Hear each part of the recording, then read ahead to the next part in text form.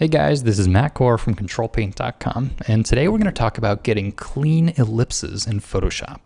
Now generally this is something that I'd be doing with the brush tool, but in the case of ellipses I actually like to use the shape tool. So I'm going to make a new layer here on top of my line drawing. I'll select the ellipse tool, and make sure you have this shape selected. This is not a path and it's not pixels. It'll really work best this way. And I have no fill, but I do have a stroke. And that's how it's going to have this outlined look. Now the nice thing about this being vector-based is that I can just move it around my canvas and put it where I want it. And I don't have to worry about degrading the quality like if I were transforming pixels. So another thing I can do is duplicate it, and then I can shrink it down. Duplicate it again, shrink it down. Now, normally if I were shrinking something down like this, the line quality would be thinner. You'd have sort of the thickest one would be the large one, and then every time I shrunk it down, it would look accordingly smaller. Now in this case, they all have a 2-pixel stroke, and that's not going to change no matter how much you transform it. So for having sort of uniform line weight, these are excellent.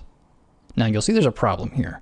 This is an overlapping form, and yet you can see the entire thing. As you can see here, I'm not allowed to use the eraser tool. This is a vector layer. But there's a workaround.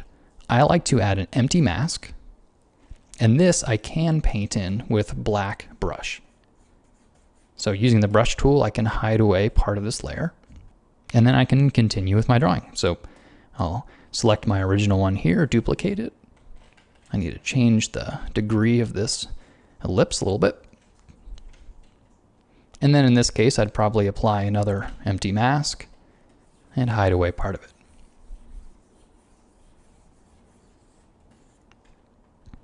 So when I hide my underdrawing here, you can see that these lines are very precise. And eventually, if you want them to be editable like a normal bitmap layer, no problem. I'll make just an empty layer here, select that as well as all of my other shape layers, and merge visible. So there you have normal layers just like you're used to working with.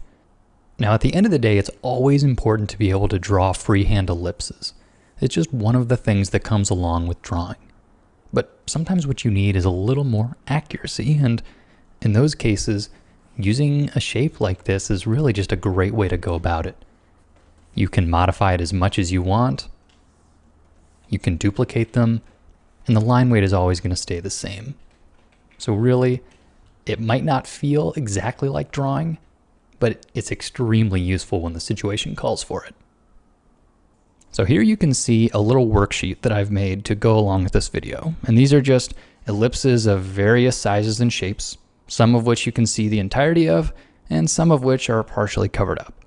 I encourage you to download this and just try tracing these shapes using the ellipse tool. It's one of those things that is a little awkward at first, but you'll quickly get the hang of it and you'll see why these are so powerful. So have fun drawing, and thanks for coming to the site, guys.